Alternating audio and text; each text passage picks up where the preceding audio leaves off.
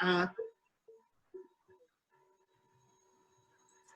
has been challenging. I think one of the amazing things we're able to do with the pandemic and our Zoom is really having international speakers from across the world. And we're very fortunate to have Dr. O'Donnell joining us from Ireland. I do want to thank the planning committee that put together this excellent workshop and the agenda. And so Barb Cabelius, Stephanie Russell, Eileen Britt, Stefan Paliuso, Leanne Hammond, Shona Croker, Tammy Tebbett, Amy DeHook, Carmen Karmazan, and Chris Pollard. The focus of today's workshop is we'll have two speakers, and really we're focusing on the international INTERSTROKE research study that looked at the risk factors in stroke. We will talk about the Canadian best practice recommendations for secondary stroke prevention. Dr. Salas, using case-based presentations, will discuss how the etiology of stroke is determined, and based on the etiology and the cause of the stroke, what secondary prevention we may be implemented. And then we really will have some time in our breakout rooms is to say, how can we help our patients understand and manage their stroke risk factors and understand their individualized stroke prevention regime and the importance of maintaining and moving forward with it. Sorry, it's my pleasure to introduce our first speaker, Dr. Martin O'Donnell. He is a professor of translational medicine and at the NUI Galloway, Ireland, and interim director of the Clinical Researches Faculty at Galloway. He graduated from the University College Cork, and he's trained in geriatric and stroke medicine in Ireland, McMaster University, and Stanford University. He holds a PhD from the Department of Clinical Epidemiology and Biostats from McMaster University, and he's the director of the clinical research at NUI Galloway, being run in collaboration with McMaster University. His main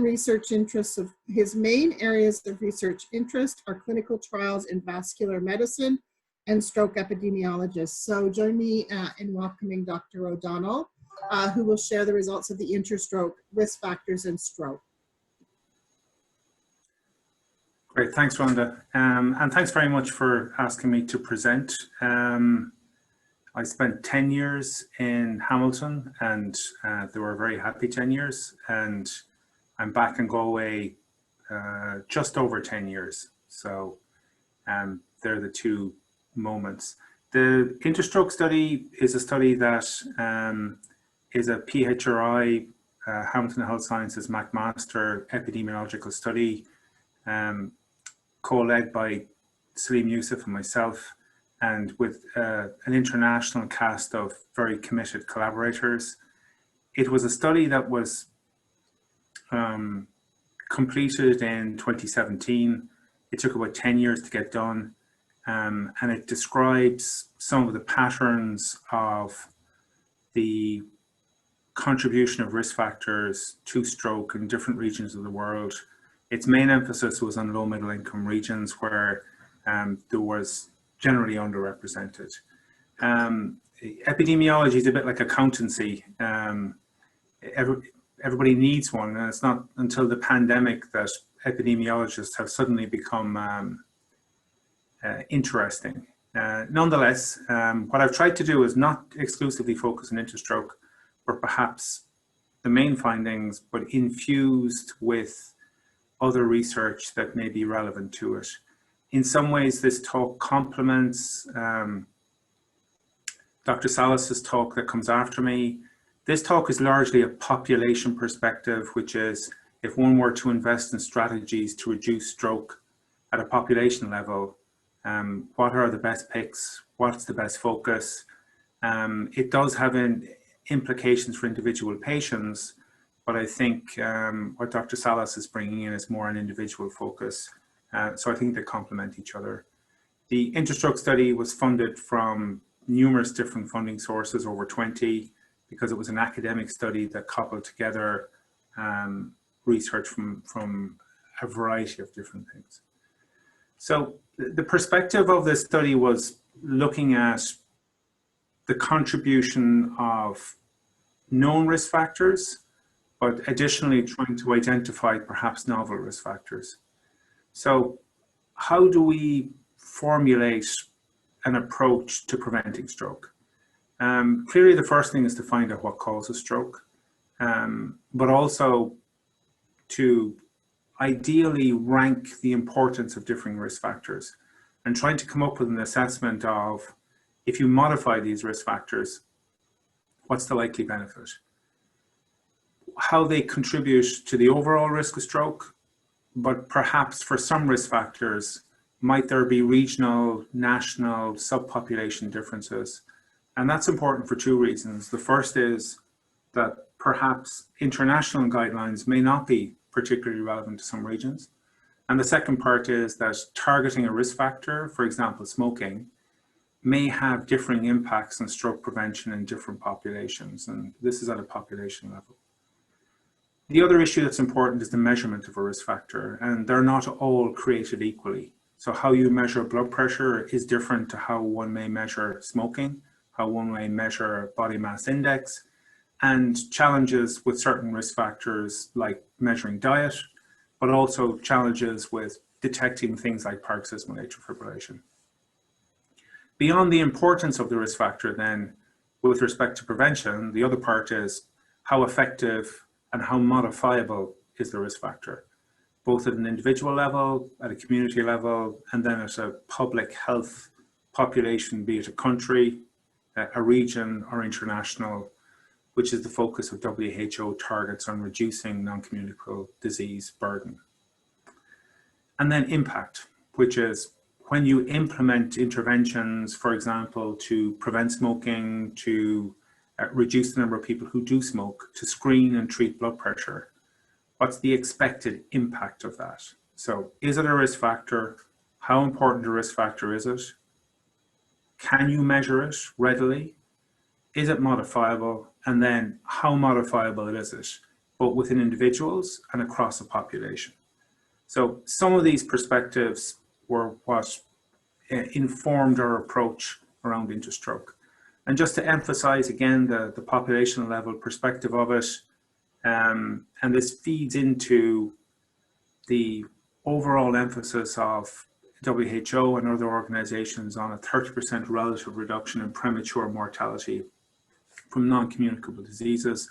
In this case, the focus was on stroke, which is a leading cause of premature death, arguably the leading cause of acquired adult disability when one considers both clinical and covert stroke.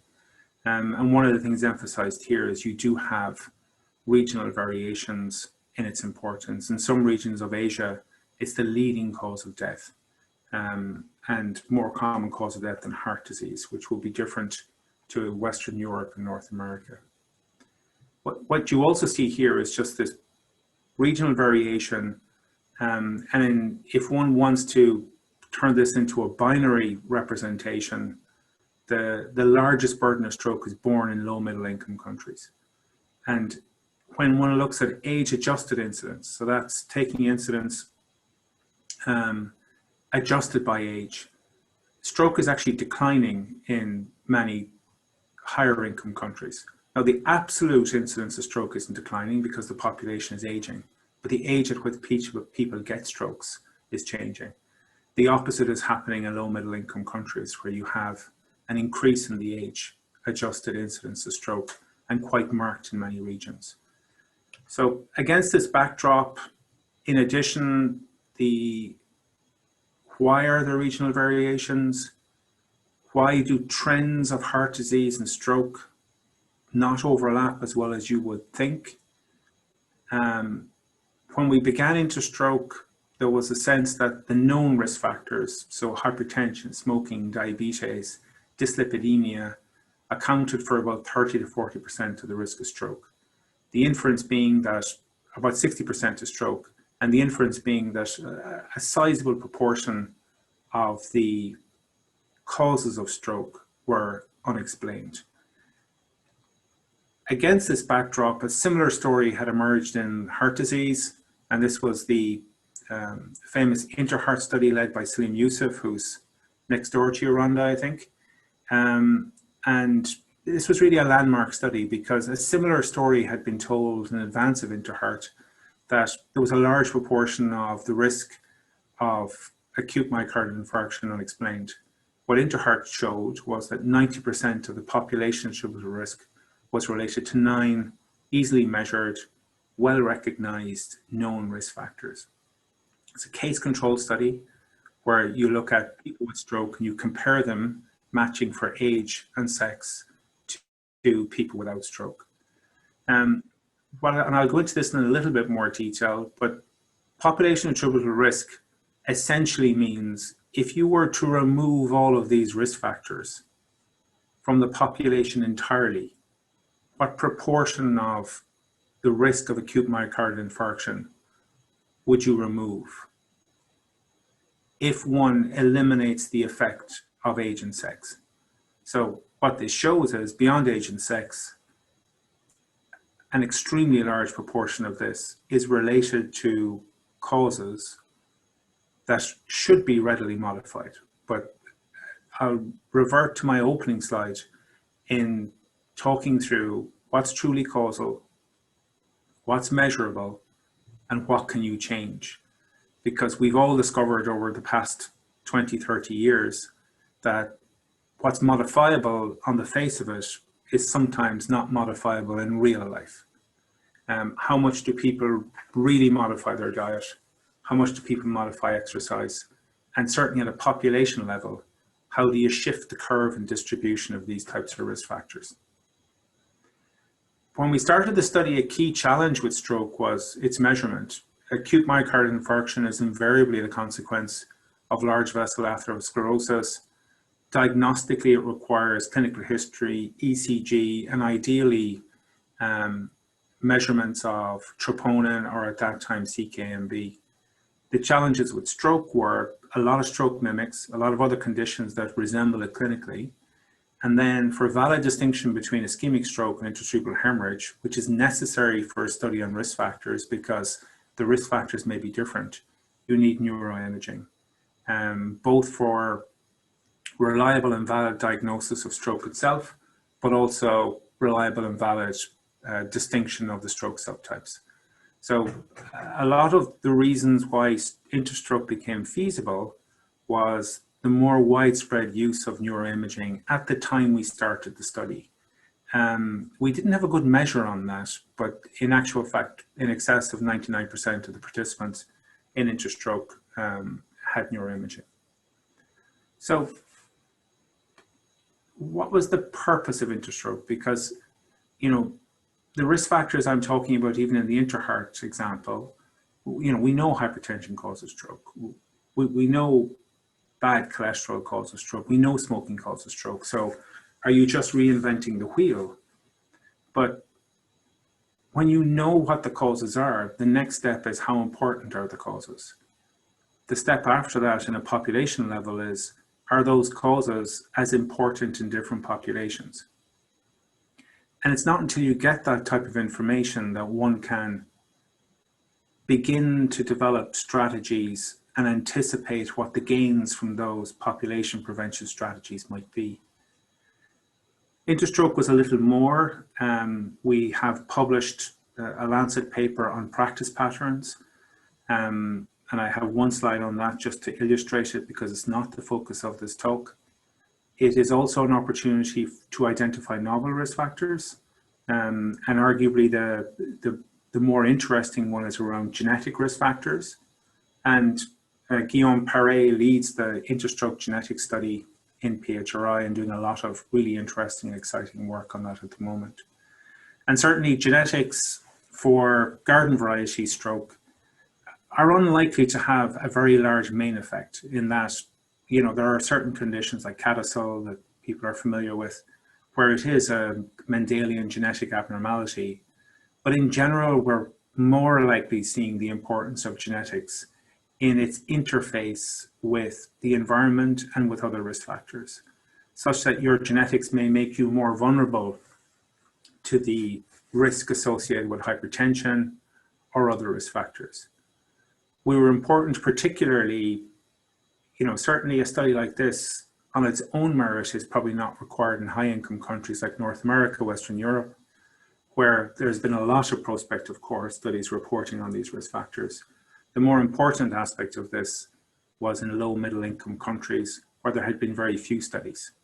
And in tandem with this initiative, which was a standalone study with standardized methods, the global burden of disease, which many of you would be familiar, which is a large meta-analytic approach to modeling the importance of risk factors for a variety of diseases, also got underway. So one of the slides I'll present is on the harmonization of interstroke findings with global burden of disease.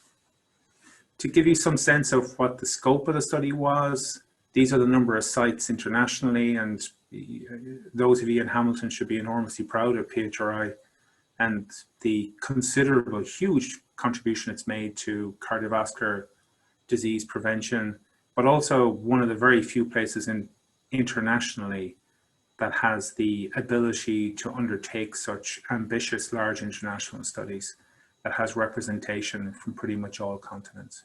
So we have 32 countries, wonderful group of collaborators and investigators, and a very interesting journey throughout that. This gives you a sort of a picture of the overall population of patients with stroke. So to summarize, we had 13,500 participants from 32 countries with stroke, and we had the same number of people, age and sex matched, and matched by site without stroke. A simple case control design, but very effective and very efficient, and one of the only real feasible study designs at this time when you're looking at doing an international study of risk factors for stroke, particularly when that study includes low middle income countries. Many of the centers and countries that we had involved in interstroke had never done stroke research previously. So the efficiency and the feasibility of this type of study design. The blue or the navy columns and bars represent ischemic stroke, and those in orange represent hemorrhagic stroke. So the overall population, about a fifth, had intracerebral hemorrhage. But you'll see here a deliberate and definite gradient that as one transitions across the regions here from Western Europe, Eastern Europe, South America, China, South Asia, and Southeast Asia to Africa, you've got an increase in the proportion of patients that have intracerebral hemorrhage. Now, that's a reflection of definitely a difference in epidemiology. This is replicated in global burden of disease and many other international meta-analytic estimates of what happens in stroke. And the very obvious question being, why is there that difference? What explains it? What reconciles it? Why is it important? The other thing you'll notice very obviously is the difference in age profile. So the mean age of stroke in Western Europe, North America, Canada is 66.7. Contrast that with Southeast Asia, which is almost a decade younger. So our lived experience working in stroke medicine in Ireland, in Canada, is that this is primarily a disease that affects older adults. Not that it's exclusively so, certainly all of us look after very young people with stroke. But if you consider the demographic coming into other countries, the mean age, the average patient is in their mid-50s. Why does it occur so much earlier? Why does it preferentially affect this population? Was and is a key focus of the ongoing study. Practice patterns wise, we also see a huge discrepancy in etiological diagnostic workup, which feeds into Jim's presentation after mine. Generally extensive workup done in higher income countries, but lower income countries are in stark contrast with vascular imaging, transesophageal echo, and at that time Holter monitoring because it predated extended monitoring. was very low in many of these regions. Also, Peter Langhorne, the UK National Lead for Interstroke, published a paper in Lancet, which supplemented the information that the Interstroke study captured, where we looked at site level information and then looked at 1 month outcome in the participants in Interstroke, showing not unexpectedly, but from a KT and an implementation point of view, an important observation, confirmed what people suspected, that the access to organised stroke care in middle and lower income countries was considerably lower than in high income countries. But also of importance, even within high income countries, there was notable deficits in organised stroke care. And these definitely impacted from this observational studies on variations in case fatality and outcome after stroke. So I'm doing this as a kind of a series of messages. I'm trying to make it, maybe a bit interesting, slightly provocative, even though it's probably not the correct word. But the first portion of this is, in a way, similar finding to INTERHEART, but the details are very different, which was that the known risk factors for stroke, the ones we know, the ones we measure, the ones we ask patients about, the ones that are infused in the guidelines, hypertension, cardiac risk factors such as atrial fibrillation, rheumatic heart disease, cardiovascular disease, low physical activity, smoking, dyslipidemia, poor diet, abdominal obesity, excess alcohol consumption, high pattern of alcohol consumption, diabetes mellitus, psychosocial stress, were associated with 90% of the population at risk, as in the contention that they accounted for about 60% was an underestimate. Now again, this is when we control for age and sex. So this is looking at what proportion, when you control for those, is modifiable.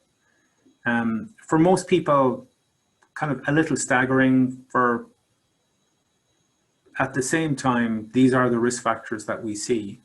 And when one then implements the exercise of ranking them, this is where it becomes additionally important, because you're looking at which of these risk factors, if we were to invest a finite budget, should we target. And if I go back to one of my original slides, which was, this is quantifying how important they are. The other part is you feast your eyes on the different risk factors, again to consider is, how common are they? How modifiable are they? Truly modifiable, not theoretically modifiable. How impactful is the intervention? How readily measurable is this?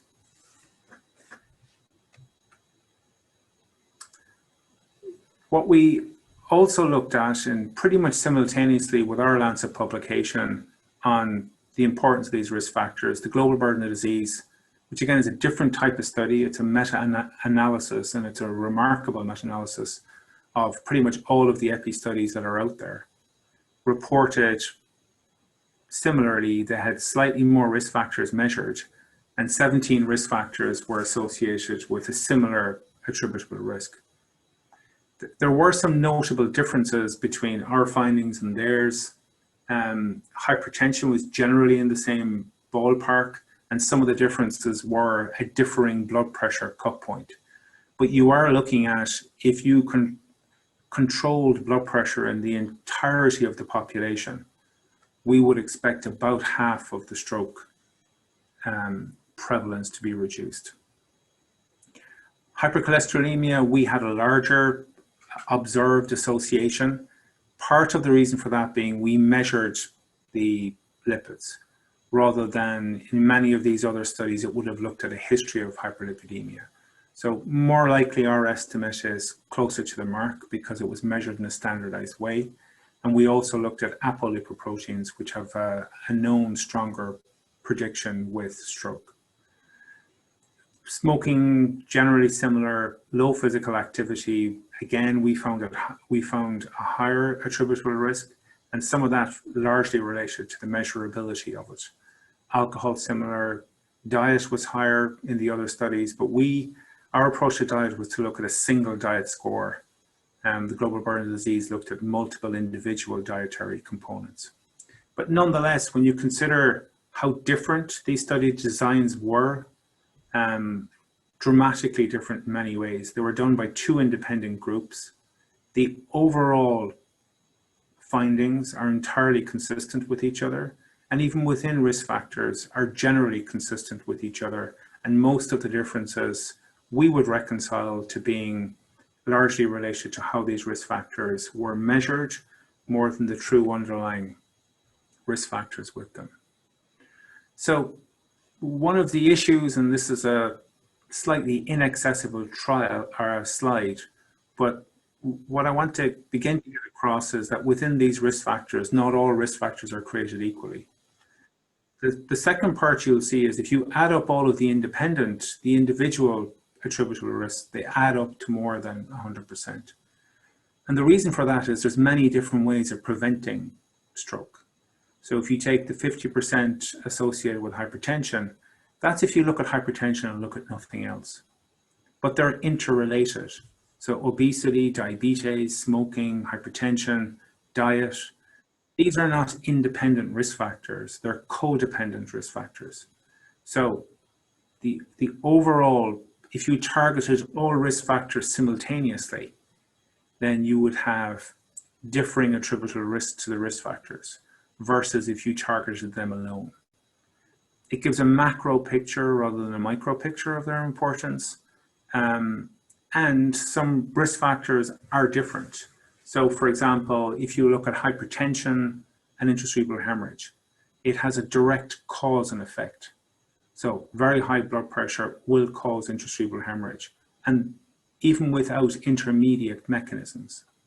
Cholesterol, for example, is not directly causal. Cholesterol will be implicated in the development of atherosclerosis, so an intermediate phenotype, and from that you increase your risk of developing stroke. So these risk factors, even around their sequencing, is very different. The other thing is to begin to conceptualize that these risk factors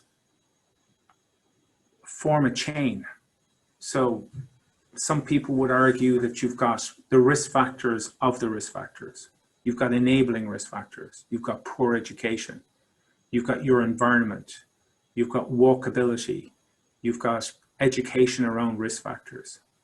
You've got urbanization, moving from rural to urban, creating an environment of physical inactivity, increasing weight, poor diet, and then you've got secondary risk factors, obesity from that primary enabling risk factor environment, diabetes, hypertension. And then you've got, for example, atrial fibrillation, which is the most common risk factor for atrial fibrillation is hypertension. So you've got like the risk factors of the risk factors of the risk factors, and they all form this causal chain. I'll go into it a little bit details, but obviously the question then becomes, at what part of this chain of developing an environment that increases stroke should one intervene? At multiple levels, because preventing the risk factors in the first place is preferable.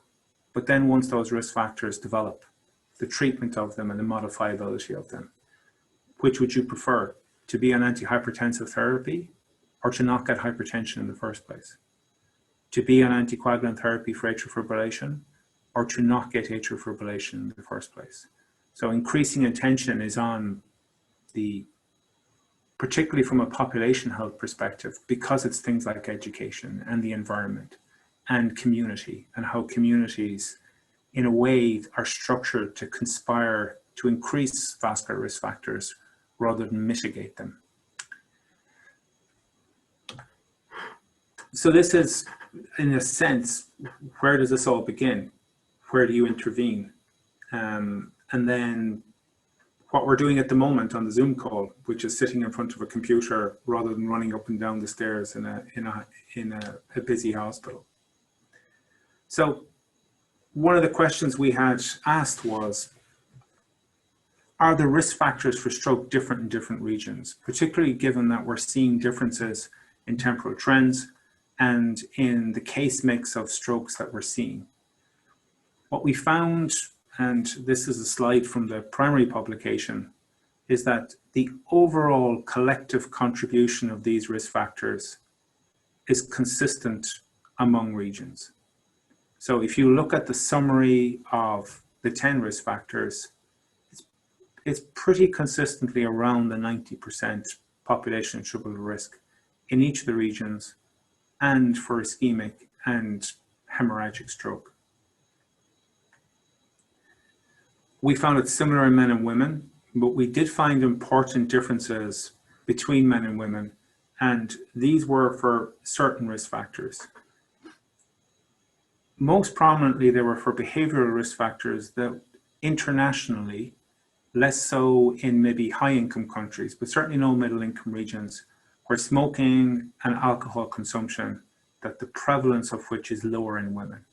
So consistent with that, we didn't find that the actual risk associated with these was lower, but because population attributable risk is a function of how high the risk is and then how common the risk factor is, we saw lower attributable risks in women for alcohol and smoking because of low prevalence.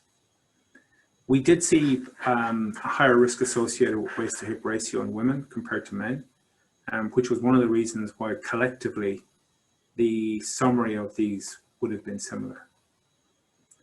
Likewise, we found the contribution of these risk factors to be similar in younger versus older. The concept that I'm sure Jim will get to later of cryptogenic stroke, there is a distinction between what's defined as cryptogenic stroke and then the younger person coming in who smokes and who has multiple vascular risk factors, where one is not exactly scratching their head, but one may not be able to find, by the TOAS definition, an ischemic stroke subtype. For intracerebral hemorrhage versus ischemic stroke, we certainly found that hypertension was a much stronger risk factor for intracerebral hemorrhage, which isn't terribly surprising. And in many ways, intracerebral hemorrhage is much more easy to explain because there's fewer risk factors related to it. So for example, cardiac risk factors fall out, lipids fall out, diabetes falls out, smoking becomes less important. So one of the beliefs, and I'll get to it in a short while, as to why we're seeing variations in intracerebral hemorrhage is because of the dominance and the importance of hypertension. And also, despite the fact we complain that we should be doing a better job in blood pressure management, we are doing a job that appears to be favorably changing the epidemiology of stroke in high-income countries, which I'll get to in a second. If we contrast acute stroke from interstroke and that with acute MI, the risk factors overlap, not surprisingly, but the importance of the risk factors differ. So hypertension is our dominant risk factor. It is the one that if we had to put all our eggs in one basket, we'd put it into this. In contrast, that could equally be said for lipids within heart disease. And smoking appears to be more important for heart disease than stroke. That's not to say that these risk factors are unimportant for either condition, but their relative importance is there. This does influence where public health approaches and strategies and emphasis does go. It also means that the patterns of disease will be influenced by which of these risk factors are A, prioritized, and B, which of these risk factors are effectively managed and prevented. If we look at hypertension, for example, we see a remarkable consistency from region to region overall. But what we do see, which you may notice here, if you look at the forest plot in the center, what you're seeing is as you move from Africa, South Asia, China, South America, you're seeing the odds ratio, which is a measure of a risk. So 2 being a twofold increase in risk, doubling the risk. You're seeing much higher risk as you transition into lower income regions. Because patients are younger and the prevalence of hypertension is slightly lower, this tends to manifest itself as a similar population attributable risk. But what we see in this is that as we transition from high income to middle to lower income countries, the risk associated with hypertension is greater. We have a paper about to come out in Heart on this, and these are data from that. And what you'll see here is that that difference is largely explained by treatment. Not surprising, but important to confirm from a knowledge translation component. The bottom row here is untreated hypertension, and you can see a generally consistent odds ratio. You can see here for untreated hypertension, you're seeing a pretty remarkable linear increase in the risk associated with this. What that translates into is that the attributable risk of hypertension varies in different regions because of differences in the quality of treatment, the number of people screened, the number of people treated, the number of people aware that they have hypertension, and then even the number of medications that people are treated with. So we tend to talk about how poor we do with targets, and that's important and that's not undeniable. But one of the things we should complement the cardiovascular prevention and stroke prevention is that even the bad job we've done on hypertension has actually meaningfully impacted in a very positive way the incidence of stroke. And the other is the age that people get stroke. Unfortunately, with prevention, nobody wakes up one morning and says, you know what, today's the day I would have had my stroke if I didn't take my blood pressure medications. And in many ways, it's a shame. There should almost be some kind of concept. But certainly those who have hypertension, who are treated, have strokes at an older age if they do have them. They're less likely to have strokes, and if they do, they're more likely to have them at an older age. What we're seeing from INTERSTROKE, and again, suggested by other studies, and not what we would be surprised at, but important to confirm, that many regions of the world are severely disadvantaged. But much of this comes from awareness. It comes from education, because it's what you require. You need to know it's a risk factor. You need to know it's important. You need to seek attention to have it measured. You need to have access to measurement of your blood pressure, and then you need to have access to interventions that reduce the risk. There's dramatic and stark differences between higher and lower income countries within this. And even at that, we're seeing definite deficits elsewhere.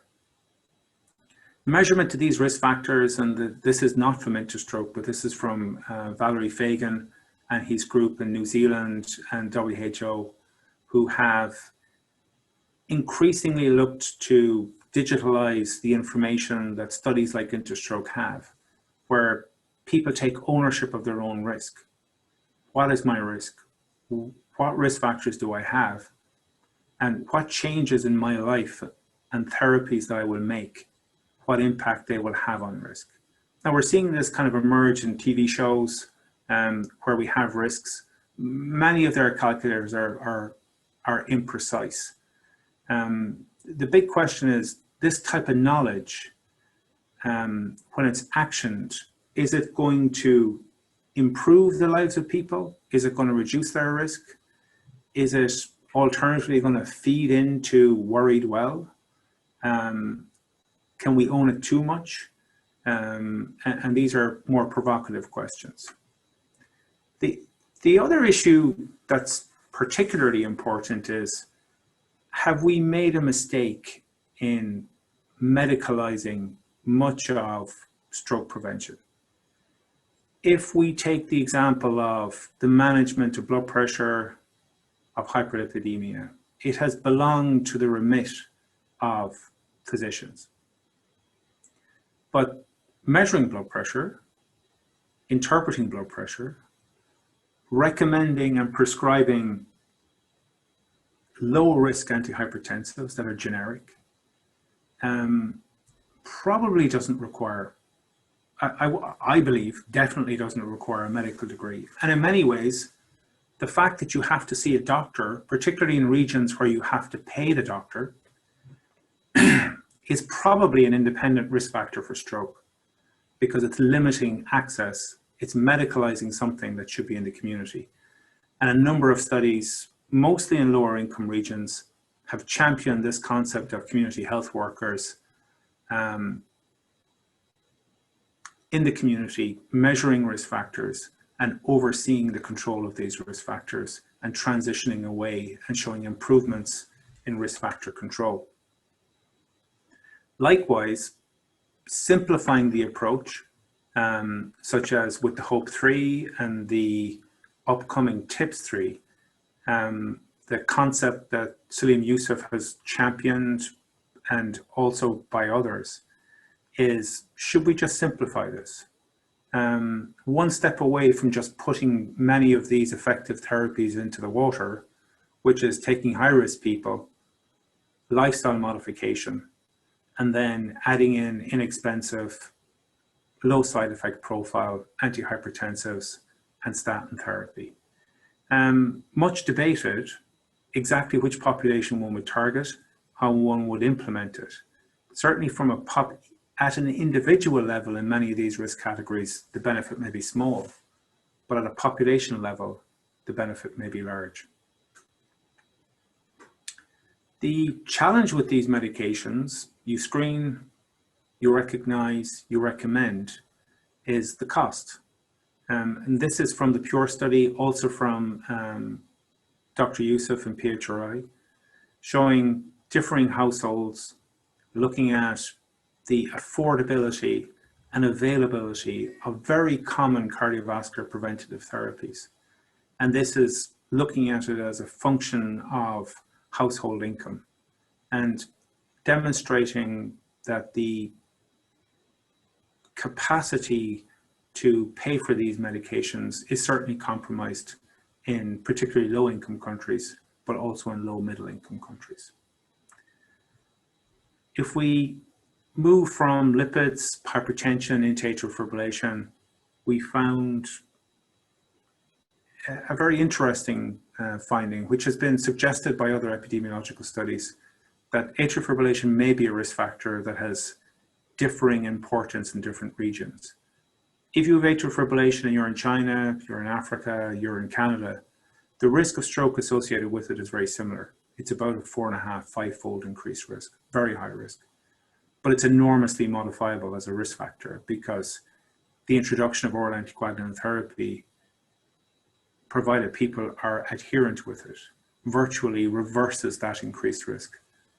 But the attributable risk, as in what proportion of stroke is attributable to this risk factor, differed by regions. And you'll see here very low in South Asia, but increased in and quite high in Western Europe at 17.1%, which is consistent with what we observed, perhaps a little bit higher in consecutive patients coming in. And what we observed, and also observed by others, was that this was related not to that atrial fibrillation behaved differently, but that atrial fibrillation, the prevalence of it was quite different. Now, why might the prevalence in China, South Asia be different to other regions? Some of that relates to age. I introduced the quite stark differences in ages among some regions. And the relationship between age and atrial fibrillation is not linear, it's more curvilinear, where as you get over about 70 years of age, your risk goes up quite dramatically. But the differing ages between the regions only explains some of it. And certainly this has been replicated in other studies, and understanding why atrial fibrillation might differ by different regions is an active area of research. Interstroke occurred at a time when we didn't have established effective ways of non-invasive long-term monitoring of atrial fibrillation. So it likely underestimated the overall contribution of it. What we're seeing with atrial fibrillation is an explosion in medtech options, arguably at this point maybe too many options on detecting occult atrial fibrillation after ischemic stroke. We're seeing the explosion even in non-stroke populations, things like the Apple Watch, the New England Journal paper from about 18 months ago, showing its potential utility within that. Like everything else though, with advances in the ability to measure risk factors, there comes challenges. And one of the key challenges is what duration of atrial fibrillation is significant and should oblige the introduction of oral anticoagulant therapy. So it's 2 steps forward, but a half a step backwards. Smoking comes in at about 12%, and this is all tobacco products. And one of the interesting things, we have a paper just submitted on interstroke and smoking, is the differences in the types of tobacco and how people ingest or smoke tobacco in differing regions. We're also seeing globally the numbers of smokers globally change. We're seeing a decline in some regions, but we're seeing it increase in other regions. So, for example, China, 1 in 3 cigarettes smoked globally is smoked in China. You have dramatic differences in projected smokers over time. Again, many disadvantaged regions, and this goes back to health promotion, this goes back to education, this goes back to very basic principles in behavioral change. Diet I'll mention just to say that, you know, the overall healthy diet, arguably the best evaluated is the Mediterranean dietary pattern. This was a trial that it was republished because of irregularities in randomization, but nonetheless, even with the republication and accounting for that, this is a randomized control trial showing that as one transitions your diet towards a Mediterranean dietary pattern, it reduces the risk of cardiovascular disease, with a suggestion that perhaps the greatest benefit was within stroke. Extreme diets don't work. You need to have a diet you enjoy. You need to have a diet you can sustain. So in many ways, and some of the things that are coming through here is the so-called nudge effect. A little more exercise, a transition in your diet, better control your blood pressure, a healthier approach to things like alcohol consumption, increasing physical activity. That this is not, for many people, getting every risk factor absolutely controlled, but it is about that if you improve each of these risk factors to a way of life that you can sustain, that you feel better,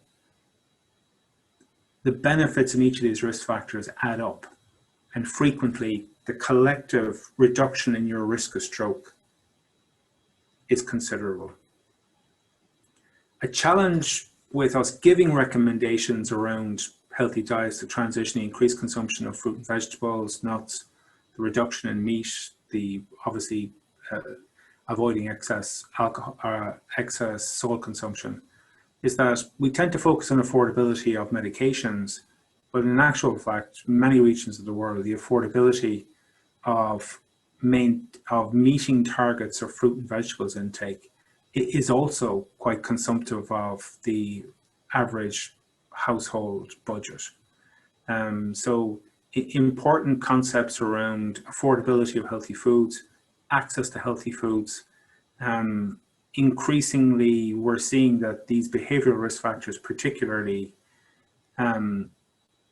their modification, certainly falls under individual control, but enabling an environment that makes these healthy choices feasible, attractive, affordable, is an important piece of work around preventing stroke. We did report and found that in general, and the way we looked at diet based on a food frequency, was we looked at the Alternative Healthy Eating Index, which is similar to a Mediterranean diet score. and then we applied that to each region, we found a very consistent association with diet in each of the regions. But we found it less so for Africa, and we found a difference in South Asia. We don't entirely understand whether this is a chance finding, and it may very well be, or whether this is actually related to that recommendations may not always translate into preventative strategies.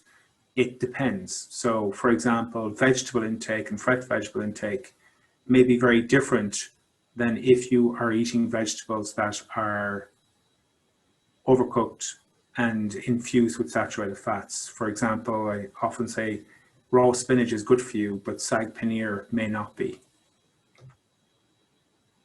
The other part is with diet, and again, I'm happy to talk to diet, is the confusion diet has created for many people, which is, you know, butter's bad, 3 years later, butter's good, 3 years later, butter's bad again. Similarly with salt. And in many ways, diet has confused people, but it's also been clarified around things that are essential to your body are best consumed, but some of those are best consumed in moderation. So saturated fats is a necessary component. The healthier types of fats are the ones you consume, but their total elimination is not good. Likewise, we're seeing that for salt intake, your body needs salt because it's the key source of sodium, which is essential for a large proportion of physiological functions.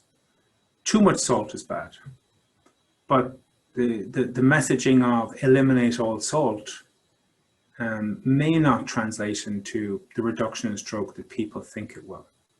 But the avoidance of excess salt, not adding salt to foods, avoiding processed foods, beyond salt, there's benefits in that. These are the kind of tempering messages.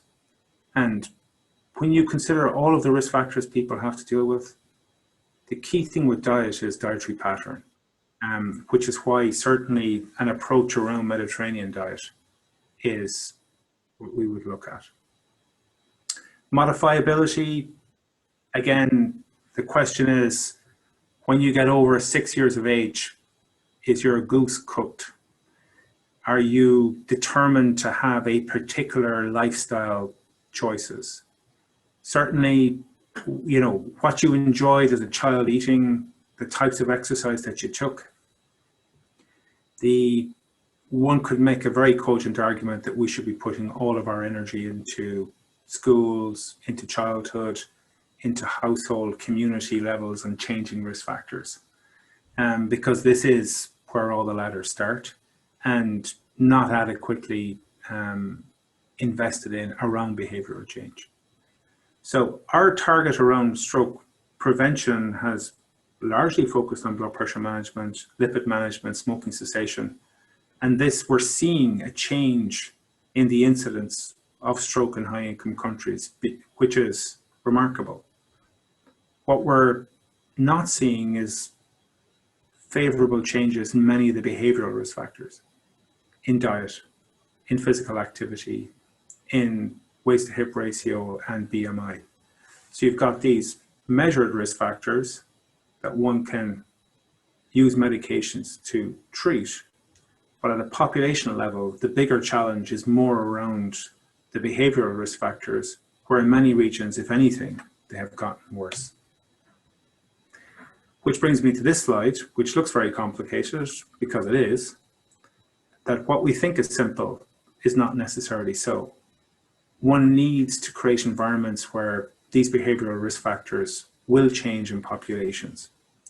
If you take smoking, for example, a behavior, over 60% of men in the UK in the 50s smoked.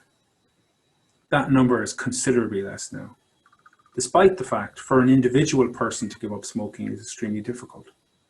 And much of that is that people haven't taken up smoking in the first place. Similar approaches in public health need to be taken around diet, physical activity, healthy approach to alcohol, and these need to cluster around families. The contribution of genetics as a standalone risk factor for stroke, appears to be small for garden variety stroke, although there are particular types of stroke syndromes that are important from that perspective. But what we're beginning to see is perhaps the emerging importance of individualizing risk factor management around genetic profiles. It's certainly nowhere near ready for prime time, but we're beginning to see hints of where that might come up. What the unknown consequences of that on people's well-being. I saw a very nice talk where a guy presented microbiome, lipidomics, metabolomics, genomics, and then spoke about, are we just creating the narcissomics, that we are going to be so measured in detail that we will think of little else, perhaps an exaggeration. So in conclusion, a large proportion of global stroke and individual stroke is potentially preventable with the implementation of existing knowledge and interventions. But as many people in the audience will attest to, what appears on the face of it to be very simple can be very challenging. Hypertension is the most important risk factor. If we all down tools and just focused on hypertension, we would do a lot of good. The transition from, yeah, we know this risk factor is important. Yeah, we know this risk factor accounts for a large proportion of stroke. That transition from what's attributable to what's modifiable, and then the translation of that into what's impactful, what's truly changed the incidence and prevalence of stroke, the age at which people get stroke. We're certainly seeing epidemiological evidence that we have human interventions that are changing that in a favorable way, but they're inequitable. They're not distributed equally among populations. But there is, the next phase really is tackling this challenge around lifestyle risk factors, behavioral risk factors at a community, at a population level, and how we may target those. Thank you.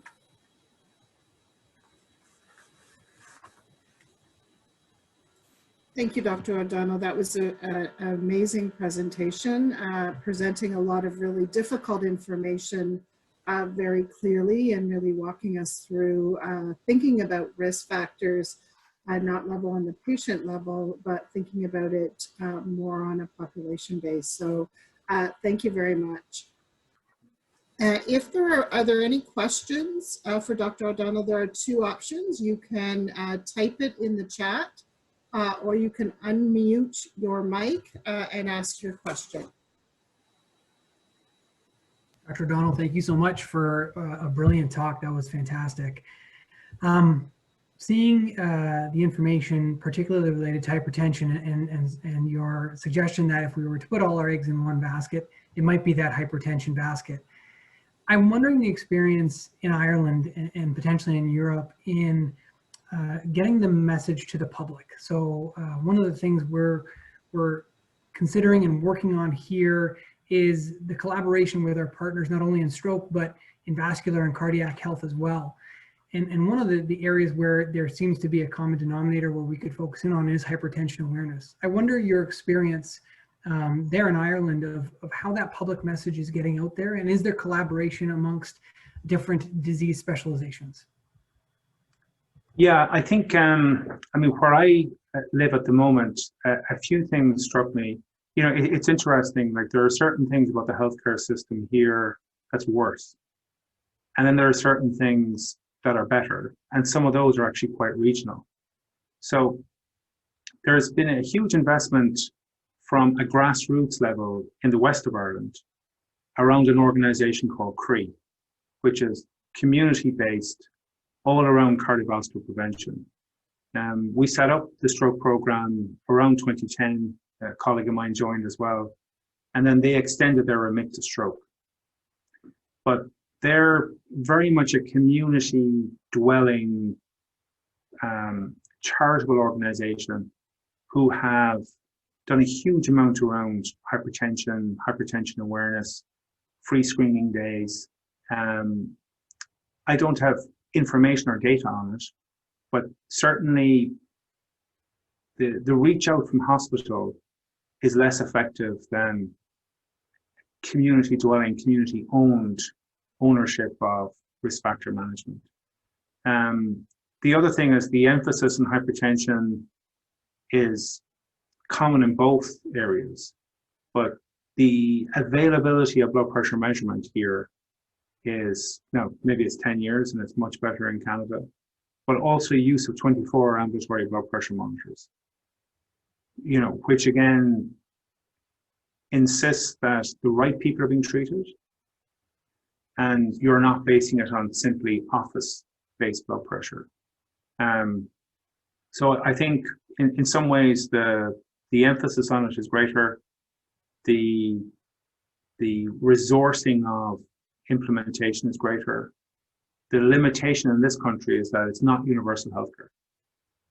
So we have a two-tier system, public and private, and I would argue that's an obstacle to blood pressure measurement. It probably doesn't fully answer your question, but it's remarkable still how much is being invested in high-tech medicine when a simple blood pressure cuff with lifestyle recommendations and inexpensive, well-tolerated medications are not invested in. Like, it's quite staggering. If you got a Martian to land, they will be stunned with the choices that are being made. Thanks. Thank you. Any other questions for Dr. O'Donnell?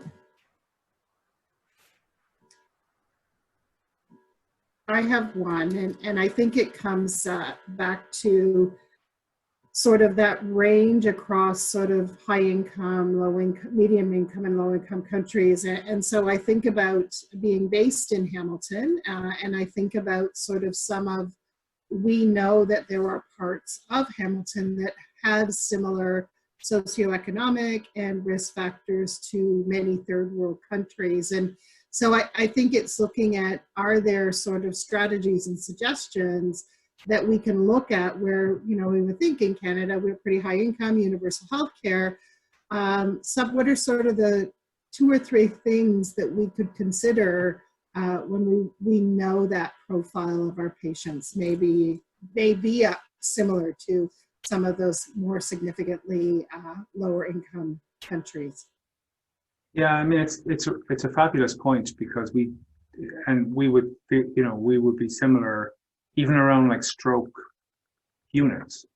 You know, there are hospitals in Ireland where the delivery of stroke service would not be suggestive of high income. Maybe not now, but certainly 10 years ago. And I'm sure Canada before the Ontario Stroke Strategy would have been very similar. I mean, the focus is the same. It's just about reaching the populations. Education is critical, but how education is delivered, how it's focused, necessarily needs to be different with different demographics, different socioeconomic people from different educational backgrounds. Keep the message simple. And I do think one of the things Interstroke and other studies have reported is you go after the best bang for your buck. Which is why hypertension still is, because the change in lifestyle risk factors, particularly when people get to a certain age, living in a certain community. I'm not saying we should give up on it, but one needs to be realistic on it. And we can get a little right wing when it comes to lifestyle risk factors. When, you know, I would often say to people at conferences when we talk on this, that, you know, you're at a conference with a bunch of stroke neurologists, maybe a few hundred, and they know all of this, right? They're smart people, they're well-off people. And when you go for lunch with them, they're eating the same crap. You know, when you see them year on year, they're the same weight, right? There might be a year you meet somebody and they've shed 2 stone, but you come back 2 meetings later and they're back up. So, you know, it is extremely hard to change lifestyles. So I think for me with patients, it's often the recommendation of the nudge. You don't have to be a perfect weight. You don't have to have a perfect diet. You don't need to run marathons. But if you make modest changes in all three of those, that's sustainable, collectively, it will reduce your risk. And take your blood pressure medications.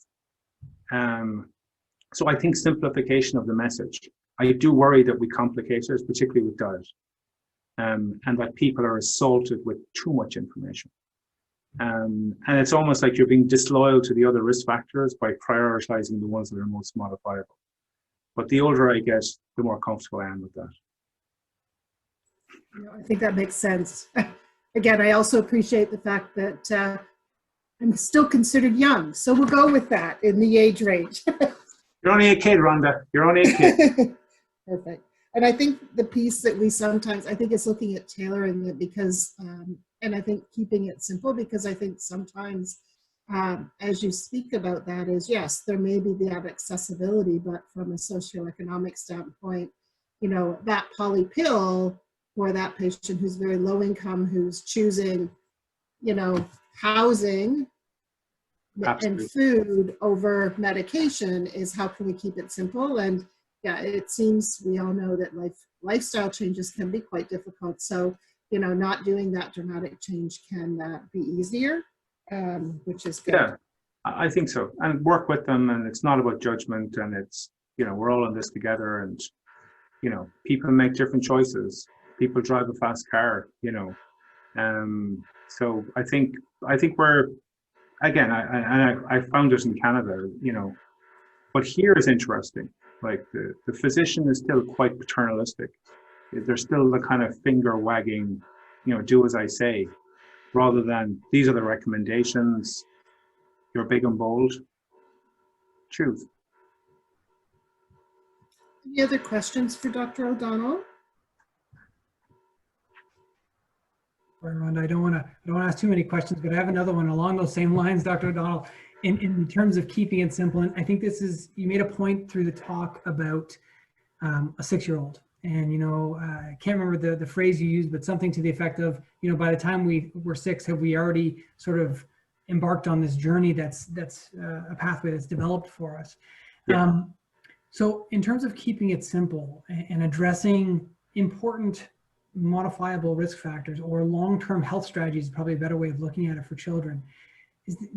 And again, not sure if this is something that you've looked at or something that you're aware is being looked at. Is there an approach with children for educating them on things that are so high level and so complex to keep it simple enough for them to start to learn those correct choices at a very young age?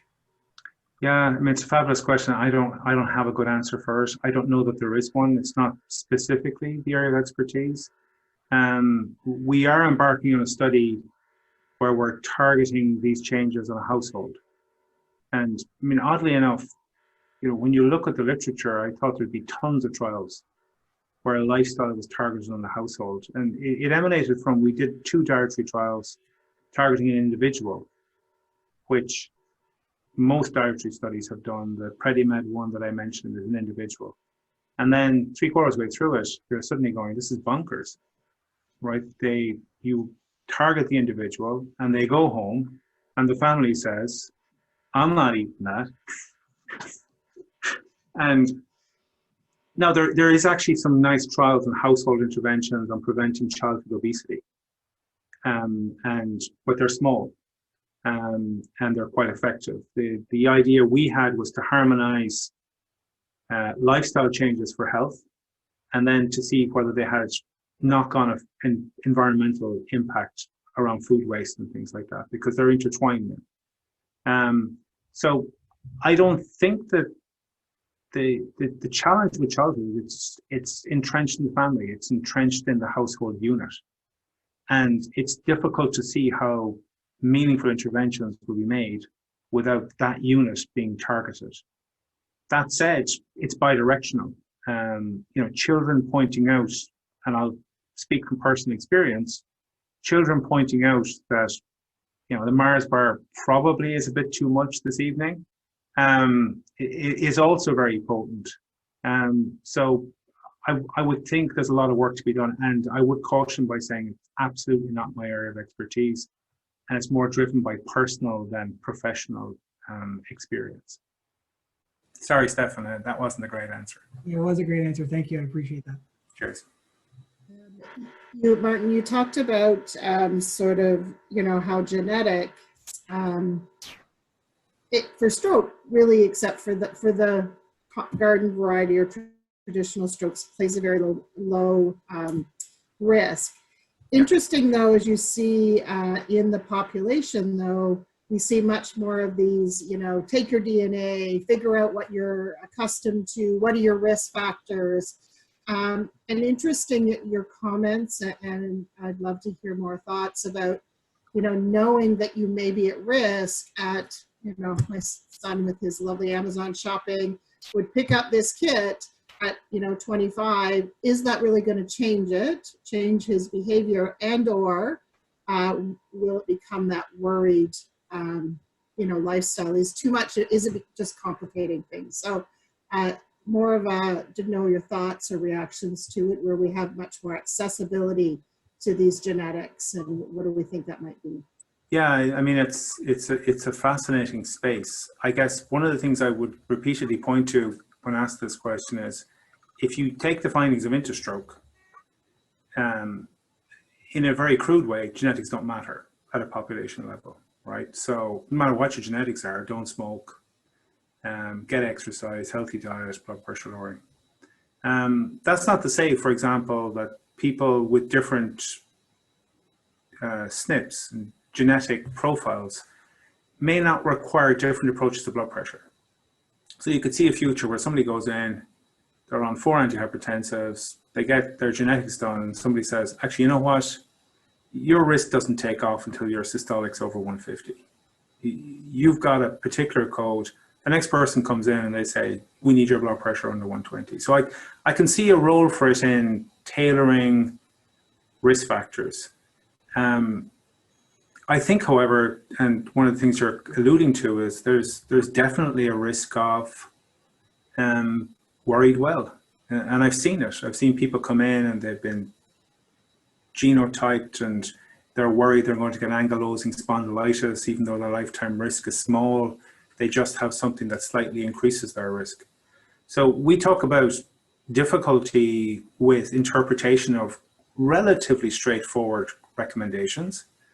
And now the concern is we're going to frighten and scare people, which we're already doing, where some of our recommendations sounds like if your LDL is over 3, it's the worst thing that could happen to you.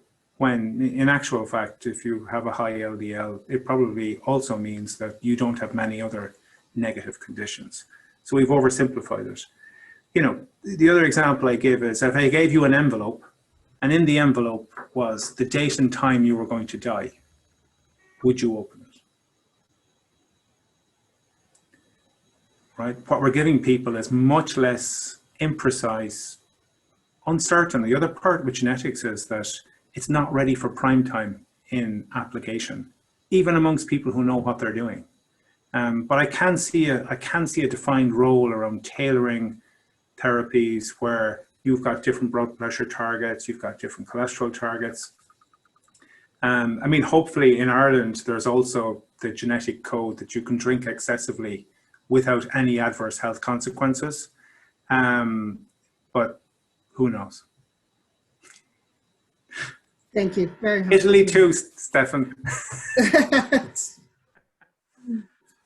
Any further questions for Dr. O'Donnell?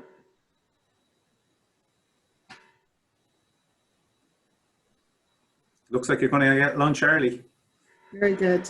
So thank you so much, Dr. O'Donnell, for your presentation. As I said, I think it's really amazing that we are able to have you speak with us from Ireland via Zoom, which we may not have had the opportunity if we were doing our traditional in person. So thank you so much for a great presentation. We are going now, Barb, I'll look to you to put